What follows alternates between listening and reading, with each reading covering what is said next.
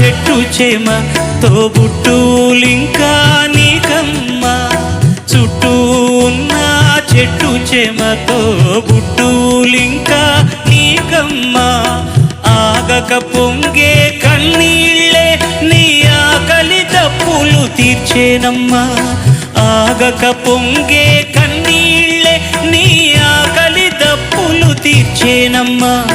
పట్టిన గ్రహణం విడిచి నీ బతుకున పున్నమి పండే ఘడియ వస్తుందమ్మా ఒకనాడు, చూస్తున్నాడు పైవాడు.